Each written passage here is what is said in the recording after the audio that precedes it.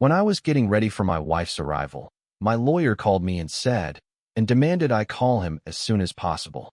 When I called him, what he revealed shocked me to my core.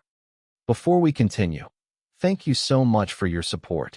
Every like, comment, and view means the world to us. We're on a mission to reach our first 1,000 subscribers, and we'd love for you to be part of that journey. If you haven't already, hit that subscribe button and let's grow together. Now, let's proceed. I had spent the entire afternoon in a state of restless preparation, the kind of ritual cleaning and arranging a man performs not because the house demands it, but because his mind is too unsettled to sit still. Every movement of my hands was deliberate, almost ceremonial. I straightened the cushions on the couch 3 times, each time stepping back as though symmetry might bring me the peace I craved. The coffee table gleamed under the polish, so spotless it mirrored the ceiling light above it. I arranged a vase of lilies on the dining table, their pale heads bending gracefully, though to me they looked more like silent witnesses than cheerful ornaments. On the kitchen counter, a bottle of Pinot had been uncorked to breathe, an anticipation of the evening I had imagined. My wife returning after her time away, us sitting together as if nothing in the world could disturb the fragile calm we pretended was our normal. It should have been the kind of evening a husband looks forward to. The end of absence, the beginning of renewed presence. And yet, the entire time I moved through the house, I carried with me a restlessness that no amount of polishing could smooth. It wasn't excitement. It wasn't joy. It was something deeper, heavier. Something like the faint rumble of thunder far off, too distant to call a storm, but too close to dismiss. I tried to silence it with motion, with detail, with the meaningless distractions of order. But unease has a way of resisting neatness.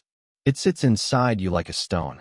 I had been living with that stone for weeks, maybe months, though I had never named it. I had never dared to look at it directly. Until that afternoon, when my phone vibrated on the counter, and everything I thought I knew began to slide out from under me. The screen lit up with a name I rarely saw outside of scheduled meetings, Mr. Daniels. My lawyer. He was not a man who wasted time. His voice, when I answered, was clipped and urgent. "Don't panic," he said immediately, which of course had the opposite effect. My chest tightened before he had even finished speaking. "But you need to hang up and call me back on the secure line. Now, make sure you're alone." And then, before I could protest, before I could ask him what on earth he meant, he hung up. For a moment, I just stood there in the kitchen, staring at the dead line, the faint hum of the refrigerator suddenly louder than it had ever been. Alone? Secure line? My wife wasn't even home yet. Why the urgency? My thoughts ran wild, every possibility darting like shadows in the dark. I forced my feet to move, to carry me into the study. The door clicked shut behind me, a barrier between myself and the rest of the house, as though the walls themselves might be listening. My hands felt clammy as I dialed his private number. He picked up almost instantly. "You're on the line," he said, his tone sharper now, stripped of hesitation. For a moment, he was silent, and all I could hear was the faint rustle of papers on his end. That silence was worse than any words. Finally, he exhaled. "I need you to listen carefully. What I'm about to tell you will change how you see everything around you." The words sat heavy in the air. My grip on the phone tightened. "I've uncovered documents," he said, his voice measured, though I could hear the tension behind it. "They were buried deep, files your wife never expected anyone to look at. They outline a full transfer of your assets, properties, financial accounts, even your company shares. She's arranged for all of it to fall under her control. All she needs now is one final signature from you. And I believe she intended to get it today." For a long moment, I couldn't speak. The lilies in the next room, the open wine, the neat cushions, all of it blurred into background noise as his words sank in. My wife, the woman I had loved, trusted, prepared this house for, planning to strip me of everything. I wanted to deny it, to call it some mistake. But his tone left no space for doubt. My throat felt dry, my voice barely a whisper. She's doing this alone?" Daniels hesitated, and in that pause I already felt the second blow coming. "No," he said finally. There's more. In the records, I found an agreement. A partnership. She hasn't been acting on her own. She's been working with someone very close to you. Someone you trust. His voice dipped lower, like a man stepping carefully across broken glass. It's your business partner. The word slammed into me. My partner. The man who had stood beside me in boardrooms, who had shared in victories and setbacks, who I had defended countless times against doubts and suspicions. Him and her. Together. I felt my knees weaken, and I dropped into the leather chair by the desk, clutching the phone like a lifeline. My mind scrambled through memories, desperately trying to piece together clues I had ignored. Her sudden insistence on handling the paperwork, his recent questions about my estate plans, his interest in my signature on mundane documents. Late-night calls she claimed were with friends. Subtle glances exchanged between them that I had dismissed as nothing. All the puzzle pieces were there. I had simply refused to put them together. Daniels, I managed my voice hoarse. Tell me this isn't betrayal. Tell me this isn't real. I don't deal in speculation, he said firmly. I have the documents. I can send them to you now. But listen to me. If you confront her, if you let her know what you know, everything will be lost. You must act cautiously. You must let her think she's winning.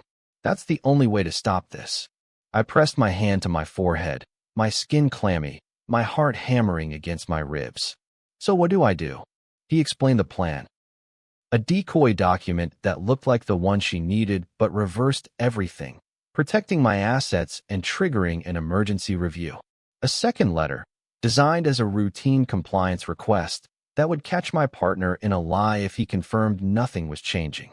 Your role is simple, Daniels said. You sign calmly. You act trusting. You lay breadcrumbs. She'll grow overconfident, and he will too.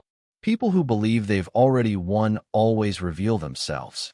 When the call ended, I sat in silence for a long time, staring at the door to the hallway, a door that separated me from the life I thought I had. I had been preparing for my wife's arrival with love. Now I was preparing for it as though it were a trap. I printed the documents, the steady hum of the machine absurdly normal against the storm that raged inside me.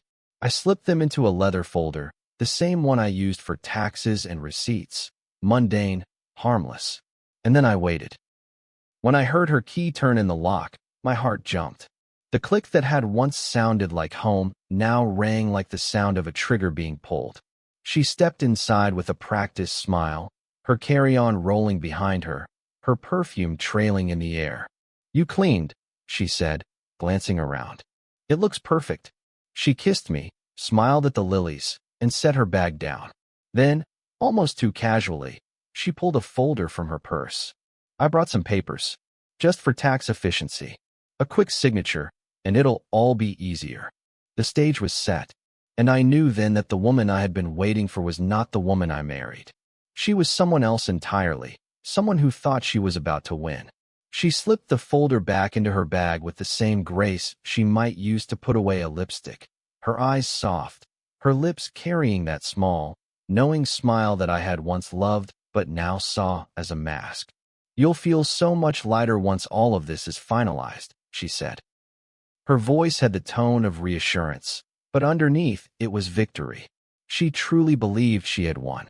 We finished our glasses of wine with polite conversation, her recounting details of her trip, my mind only half listening as I studied her. Every gesture, every pause, every flicker in her eyes felt like a new revelation. I realized that I was no longer speaking to my wife. I was speaking to a stranger who had spent months weaving lies into the fabric of our marriage. Yet my face had to remain calm, my voice casual. My performance was as much a part of the plan as Daniel's legal maneuvering. Later that evening, when she went upstairs to shower, I returned to the study. My hands shook as I drafted the email Daniels had instructed. Attached was the seemingly harmless disclosure letter addressed to my business partner. Bank refreshing beneficial ownership files. Please confirm receipt and acknowledge no pending changes. The reply came quickly. Received. All static from my end. Static. A lie dressed in simplicity. My chest tightened as I read it. That single word, carelessly typed, time-stamped his involvement. It was the signature of his betrayal. I forwarded it to Daniels immediately. His reply was brief. Board meeting tomorrow. 10 sharp. I slept little that night. Every time I closed my eyes, I saw them. My wife's confident smile, my partner's easy laugh in boardrooms, the two of them whispering behind closed doors, weaving their plans. I tossed and turned, the silence of the house pressing down on me, until I finally rose before dawn, dressing in a suit that felt heavier than armor. The next morning, I slipped into the office through the back corridor as instructed. Daniels met me with his usual sharp efficiency, though I noticed the tension in his jaw. Anders, our forensic accountant, was already in the boardroom, his binders stacked with evidence, his expression as calm as ever. He was a man who trusted numbers more than people, and today, his numbers would speak louder than anything my wife or partner could deny. When the board convened, Daniels opened the meeting with quiet authority. An irregularity has been detected in asset transfers concerning the CEO's holdings, he said, his voice steady, his words careful. He never mentioned my wife. He never mentioned betrayal. He spoke in the language of law and business, a language that reduced treachery to policy violations and fraud. As a precaution, he continued, we propose an emergency motion to suspend all external access to assets pending review. The directors murmured among themselves, but one by one, they nodded. The motion passed swiftly. My assets were safe. My partner arrived late, his tie slightly askew, his usual easy charm plastered on his face. Traffic, he explained with a smile, sliding into his chair. What did I miss? Anders pushed the summary across the table. Routine freeze protocols, he said evenly. My partner skimmed the page, his expression tightening just slightly, enough for me to notice. Daniel spoke again. Please sign acknowledgement of the freeze for compliance. There was a pause, long enough to fill the room with tension. Then, reluctantly, my partner signed. His name sprawled across the paper like a confession. I studied him as he set the pen down, his jaw tight, his smile gone. He knew. When the meeting adjourned, I walked past him without a word. Silence was its own weapon, heavier than any accusation. That evening, my wife called. Her voice carried the faintest tremor, though she fought to mask it. The bank is being ridiculous, she said. They've frozen things temporarily. It's just bureaucracy. Can you talk to them? I almost laughed at the ease with which she tried to recast betrayal as inconvenience. But I forced my voice to remain steady, casual. Of course, I said. I'll handle it tomorrow. Her relief was audible. And that, too, was part of the performance. Thank you so much for watching. If you enjoyed this story, don't forget to hit that subscribe button and help us reach our first 1,000 subscribers. Your support means the world to us.